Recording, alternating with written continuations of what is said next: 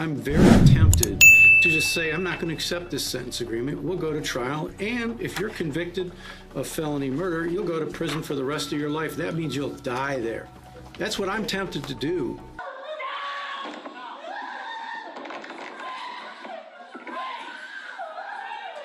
At 16, you knew not to keep pounding your fist on that pillow with that little baby's head there. That little boy had to be terrified. I didn't mean to kill Oscar. Actually, I really didn't. I really think I did that. I didn't mean to hurt him. 14-year-old Philip Chism. He is pure evil, and evil can never be rehabilitated. You must imprison this killer for the rest of his life. A 9th grader who's in court for murdering his 24-year-old school math teacher, Colleen Ritzer, on October 22, 2013. Colleen was known for her dedication to her students, and on that fateful day, she had asked Chism to stay after school for additional lessons. Little did she know that her kindness would lead to a horrific end. Chism came prepared with a knife, a change of clothes, and gloves. He followed her into a restroom where he took her life. His brutality didn't stop there. He robbed, assaulted, and abused her. Afterward, he disposed of her lifeless body by placing it in a garbage bin and dragging it behind the school. In a futile attempt to cover up his crimes, Chism went into town and used Ritzard's credit card to buy a movie ticket. However, he was traced down and arrested by the police the next morning. He still had Colleen's blood on his hands. While the magnitude of Chism's crimes is daunting, his courtroom behavior will leave you in disbelief. Philip Chism faced multiple charges, including murder, aggravated rape, and armed robbery. Throughout the court proceedings, Chism displayed a shocking lack of remorse, even as the victim's father read his statement. The killer knew exactly what he was doing and has never shown remorse. His demeanor and actions demonstrated a complete disregard for the gravity of his crimes and the immeasurable pain he had inflicted on Colleen Ritzer's family, even in the face of a touching tribute by Colleen's brother. Put this animal behind bars to the maximum possible sentence. Do not give this coward the opportunity to shatter another family's lives. Chism remained cold and unrepentant. His attorneys claimed that he was mentally unstable, but that didn't work. In February 2016, the court will impose the mandatory life sentence for the murder of Colleen Ritzer and set a parole eligibility date of 25 years, the highest level our law allows. However, while Chism's reaction could certainly be dismissed as an effect of a mental illness, the same can't be said for the case of 19-year-old Brandon Spencer, who allegedly started shooting at a crowded Halloween party on the campus of the University of Southern California in Los Angeles. I'm sorry for what happened, Your Honor, but I need some life in prison. 4 individuals were injured in the shooting, but fortunately, there were no fatalities. That if you are so intent on killing someone that you're willing to shoot them and at the same time open fire into a crowd. Following the shooting, Spencer was detained by the Los Angeles Police Department for questioning. A couple of days later, he was charged with 4 counts of attempted murder. The prosecution argued during the trial that the shooting was the result of an ongoing feud between Spencer and a rival gang member, noting that Spencer himself was a documented and well-known gang member. I'm not a bad person, but I made mistakes. But I'm not just some gangbanger that she tried to portray me as. Despite the horrifying nature of Spencer's offenses, his actions during the trial managed to shock everyone present. Throughout the trial, Spencer maintained his innocence, but the jury disagreed. Spencer also pleaded his case. The judge sentenced Brandon Spencer to 40 years to life in prison for the 4 counts of attempted murder. When Spencer heard his sentence, this was his reaction.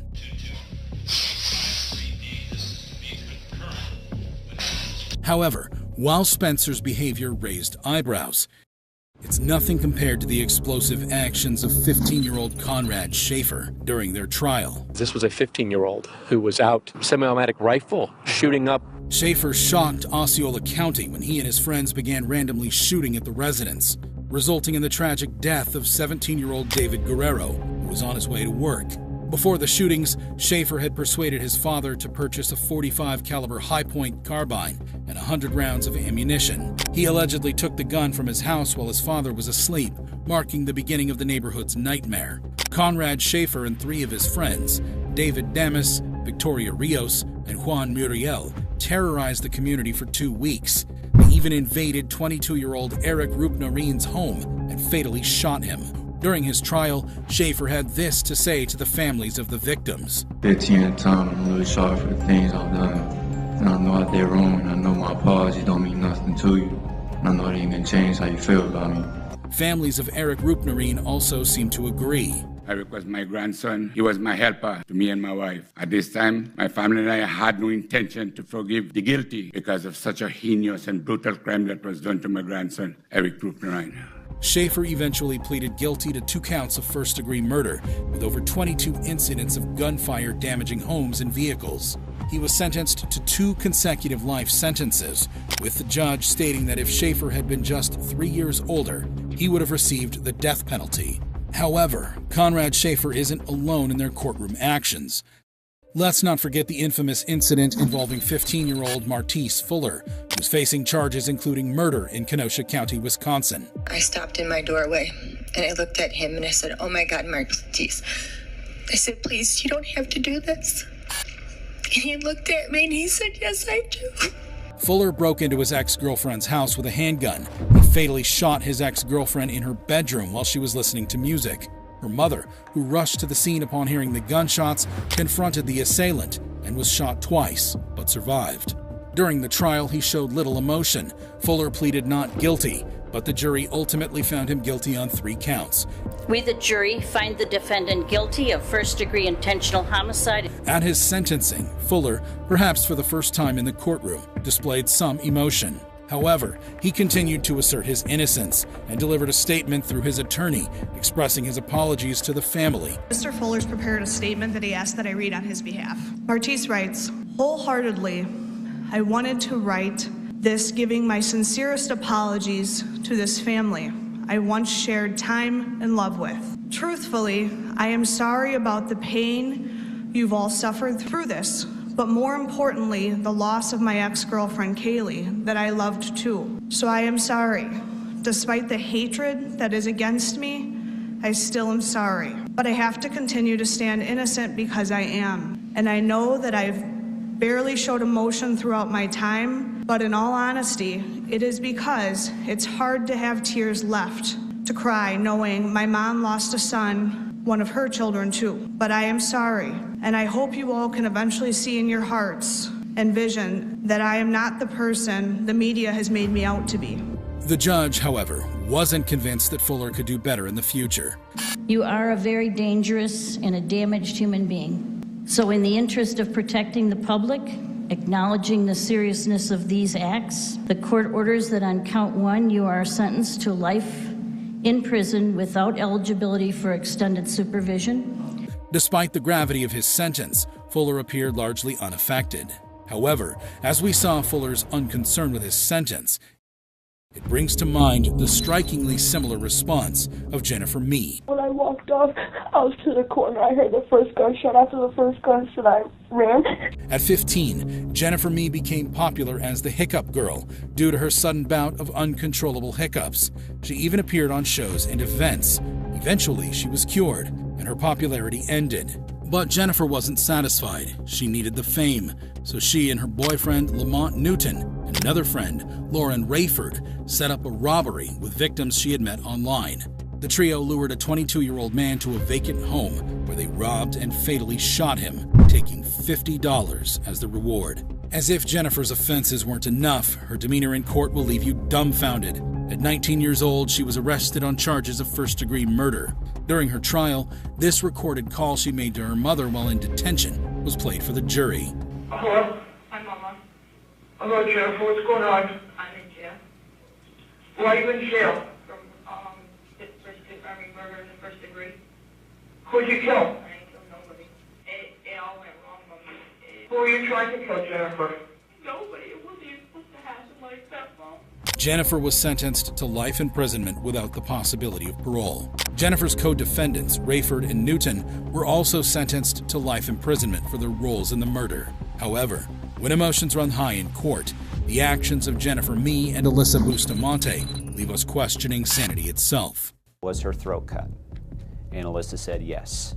And that's when the grandmother broke down and began crying. Alyssa Bustamante was a troubled 15-year-old girl who lived with her grandparents and siblings in St. Martins, Missouri. On October 21, 2009, Bustamante lured her 9-year-old neighbor, Elizabeth Olton, into the woods behind her house. She strangled, stabbed, and slit the throat of the innocent girl, then buried her in a pre-dug grave. I just wonder what it would be like just to kill someone. See the life just drain out of someone, I wonder. She then went to a church dance as if nothing had happened. If you thought Bustamante's crimes were reprehensible, brace yourself for her shocking conduct during the proceedings. The police found Olton's body 2 days later after Bustamante confessed to the murder. She was arrested and charged with first-degree murder and armed criminal action. She pleaded guilty to a reduced charge of second-degree murder in exchange for avoiding a trial and a possible life sentence without parole. At her sentencing hearing, Bustamante apologized to Olson's family and said she regretted her actions. However, the judge was not moved by her remorse and sentenced her to life in prison with the possibility of parole after 35 years. She will be eligible for release in 2054, when she will be 60 years old. However, let's compare the jaw-dropping reaction of Bustamante to the astonishing behavior of 19-year-old Nicholas Cruz. My name is Nick, and I'm going to be the next school shooter of 2018. My goal is at least 20 people with an AR-15 and a couple tracer rounds. A gunman who carried out the deadliest high school shooting in U.S. history. Cruz killed 17 people and wounded 17 others at Marjorie Stoneman Douglas High School in Parkland, Florida, on February 14, 2018. Oh my God! He used a semi-automatic rifle that he had legally purchased a year earlier. I came out and asked him, "What are you going to do with the rifle?" And the reply was, "I go shooting with my friends on the weekends. I just want my own stuff." Despite the horrifying nature of Cruz's offenses, his actions during sentencing managed to shock everyone present. Cruz was arrested and charged with 17 counts of premeditated first-degree murder and 17 counts of attempted first-degree murder. He pleaded guilty to all the charges, admitting his responsibility for the massacre. What's going on today, bro? The demons, man. Demons? Voices. Voices and demons? Where's the voices? Where the f*** am I? Holy shit. What happened? Shut up. The jury could not reach a unanimous verdict on whether to recommend the death penalty for Cruz. As a result, he was automatically sentenced to life in prison without the possibility of parole for each of the 17 murders, as required by Florida law. He was also sentenced to an additional 34 life sentences for the attempted murders. At his sentencing, Cruz attempted an apology. I am very sorry for what I did, and I have to live with it every day. And that if I were to get a second chance, I will do everything in my power to try to help others. And I am doing this for you, and I do not care if you do not believe me. And I love you, and I know you don't believe me, but I have to live with this every day. Cruz showed no remorse or empathy for his actions and instead wore a red prison jumpsuit, glasses, and a mask.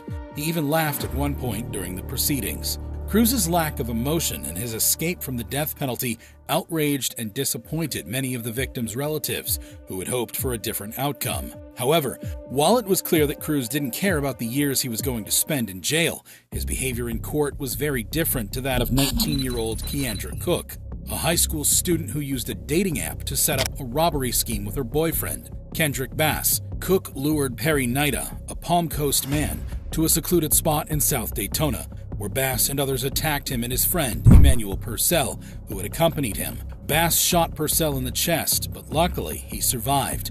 However, what Cook did in the courtroom was even crazier. Cook was arrested and charged with principal to carjacking with a deadly weapon and principal to aggravated battery with a deadly weapon. Guilty of all three charges, sentence you to 20 years in state prison.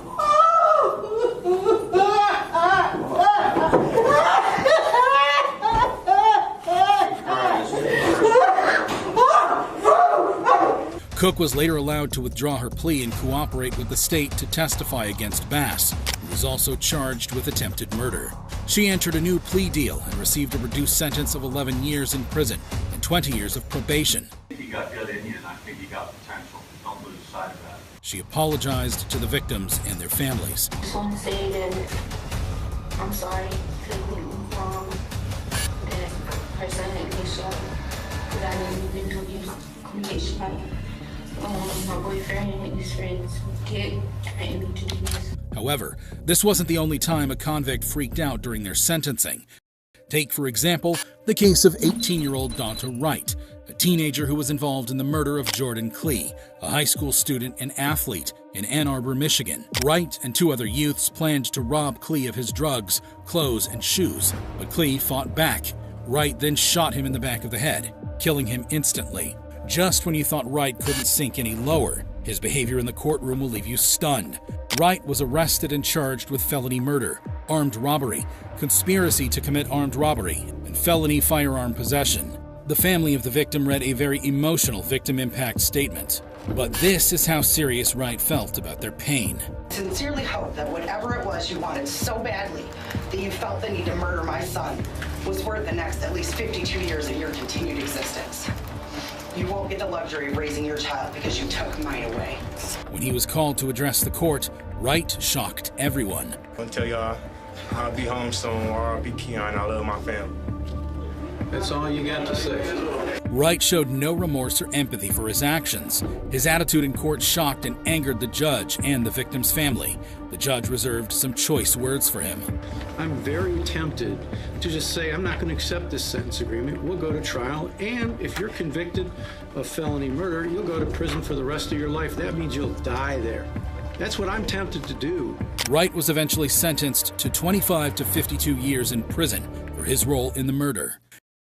He told me to hit her. I didn't want to, but I wanted him hitting me, so I hit her. It's nothing compared to the explosive actions of 13-year-old Antoino Barbeau and 14-year-old Nathan Paape during their trial. She said that she's going to have to call Antonio's mom, and Antonio kept looking at me, and then he hit her in the head. In September 2012, Antonio and Nathan conspired to and brutally murdered Antonio's great-grandmother, 76-year-old Barbara Olson. The kids bludgeoned her to death using a hammer and a hatchet, then stole her purse. What's even more chilling is that after committing this heinous crime, they used part of the stolen money to buy marijuana and pizza. We were going to try to scare her to get money and then use force if needed. When you say use force if needed, was there a discussion about what type of force you might use? An attack, I guess to kill. During the legal proceedings, Antonio Barbeau changed his plea from not guilty by reason of mental illness or defect to no contest, reaching an agreement with the prosecution. However, he was very remorseful. I know I don't show my emotions much, and I myself am not sure why, but that doesn't mean I don't. Nathan Paape also had some things to let off his chest. I just want to say that I'm truly sorry for everything that happened. However, despite his plea and expressions of remorse, he and Nathan were sentenced to life imprisonment. They were both remorseful as they left the court. However, just when you thought you'd seen it all, another convict surpasses Antonio and Nathan's wild courtroom display.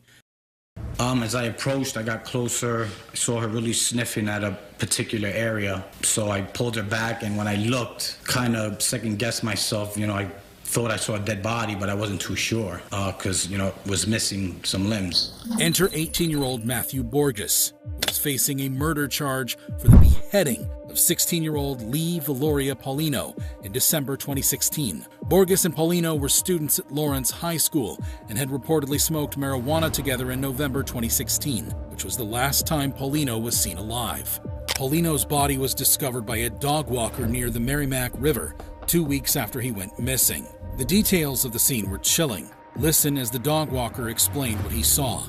As I approached, I got closer. I saw her really sniffing at a particular area. So I pulled her back, and when I looked, kind of second-guessed myself. I thought I saw a dead body, but I wasn't too sure because, it was missing some limbs. At first, Borges was not considered a suspect, but the tide of evidence began pointing unmistakably in his direction. During the trial, prosecutor Jay Gabito argued that there was an overwhelming amount of evidence incriminating Borges. The allegations against Borges were disturbing. It was suggested that he had stabbed Paulino multiple times before decapitating him. When the verdict was delivered, Borges displayed an eerie lack of emotion. That the defendant, Mathew Borges, is guilty on the charge of first-degree murder. Eventually, he was found guilty of first-degree murder and sentenced to life imprisonment, with the possibility of parole only after serving 30 years. However shocking Borges' reaction to his sentence was, how does it compare to the reaction of 16-year-old Dylan Schumaker, who was in Buffalo, New York courthouse? I am am a 16-year-old blonde. Probably all I have to do is cry in front of the jury, and they're going to feel sorry for me. On charges of second-degree murder.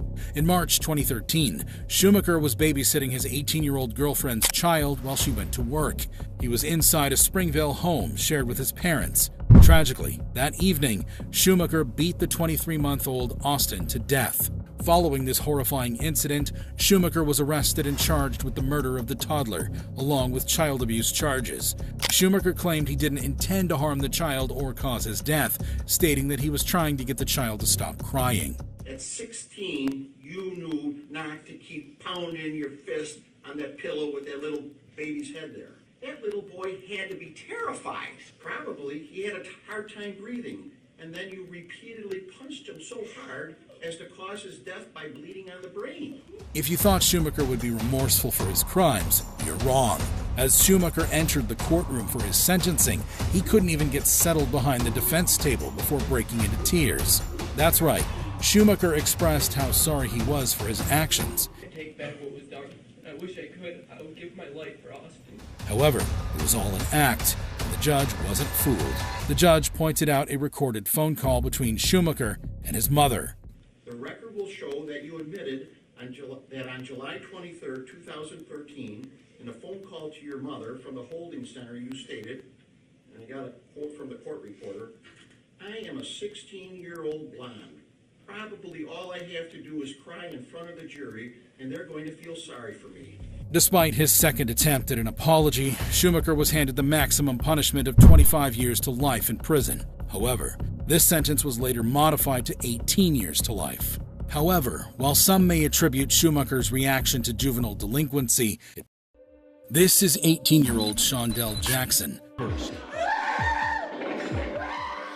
facing charges of murder in the Milwaukee County Courthouse. Jackson and his friend were out to rob when they crossed paths with 21-year-old Nathan Potter, a University of Wisconsin-Milwaukee college student, heading to his apartment. The friends approached Potter, demanding money, but Potter was only a student and had no money. When Jackson realized Potter had no cash to offer, he shot him, killing him. After the murder, Jackson fled to Mississippi, but was ultimately arrested, thanks to a tip from his uncle. We don't have enough time to think about a whole lot of things now, because you just can't take nobody's life. You know, that's just wrong. As if killing someone at 18 was not outrageous enough, Jackson's actions in court were even more dramatic. During his trial, Jackson's actions in the courtroom drew attention. Here, Jackson is gesturing towards the victim's family, totally unremorseful about his actions. Jackson was quickly escorted out of the courtroom, but as he was leaving, Jackson flashed a disturbing smile toward the grieving family. Now, at his sentencing, Jackson's mother had an opportunity to address the court. When I saw it on the news, I even cried. I'm like, oh my God, I can't imagine what that mother is going through. I never had a clue that my child had anything to do with it. My son is not a monster. He is not a monster. When Jackson was given the opportunity to speak, Jackson surprised everyone. I apologize for my behaviors. Please don't take my life from me.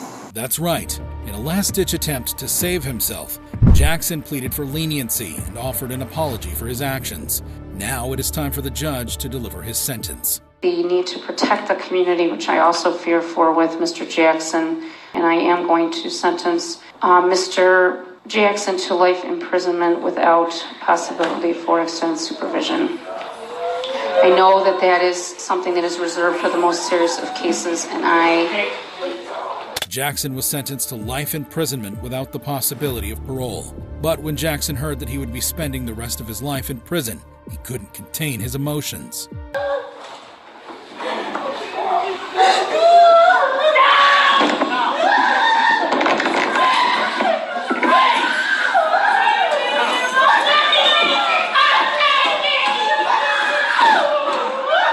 Deputies had to intervene, restraining Jackson as his anger flared.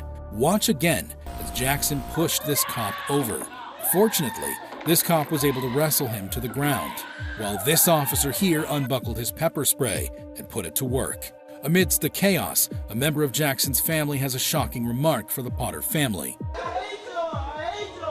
Eventually, Jackson was led out of the court to spend the rest of his life behind bars. But Nathan Potter's parents had a few things to say. Our little girl was afraid.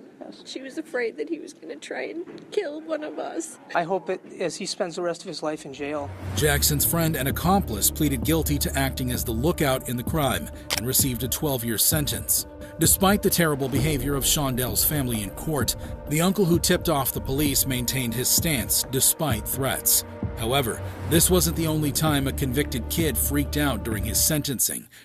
Your son is the victim and the killer is your granddaughter. Can you talk about that? She's not my granddaughter. Take, for example, the case of 16-year-old Sierra Halseth and 18-year-old Aaron Guerrero. Where did the evil come that was bred into a soul that murders their own father? Who are facing multiple charges, including murder with a deadly weapon, arson, robbery with a deadly weapon, conspiracy to conduct robbery, and multiple counts of fraudulent use of credit or debit cards at the Regional Justice Center in Las Vegas. The teenage couple murdered Sierra's father, 45-year-old Daniel Halseth. They stabbed him over 60 times and attempted to burn his body and house. Then, they took his debit card and fled to Salt Lake City, indulged themselves, and opened a YouTube channel where they callously shared information like this. Day 3 after murdering somebody. Whoa! Don't put that on camera. The teenagers dated in 2020, but their parents did not approve of the relationship, forcing them to end it. On April 9th, 2021, Daniel's lifeless body was discovered in the garage of his Las Vegas home. The teenagers were subsequently apprehended in Salt Lake City. Throughout the court proceedings, the behavior of Sierra was starkly different from that of Aaron. Aaron Guerrero seems to be emotionally breaking down. When he was allowed to speak, he had this to say. I ask for forgiveness as I get sentenced today, and I hope it brings you a little peace. Meanwhile, Sierra Halseth appeared disinterested, bored, and detached from the gravity of the situation. She claimed that her father had physically and sexually abused her. He locks me in place and starts pushing me and hitting me around. Eventually, they were both found guilty by District Judge Chiara Jones. 55 days credit for time served. That is a total aggregate sentence of life in the Nevada Department of Corrections with the possibility of parole after 22 years of good service. And ordered to pay $5,000 in restitution. For Sierra's grandmother, a lot has changed. You're in a tough spot because your son is the victim and the killer is your granddaughter. Can you talk about that? If you thought these reactions were shocking, you'd be amazed at this video, the top 5 biggest judge explosions of all time.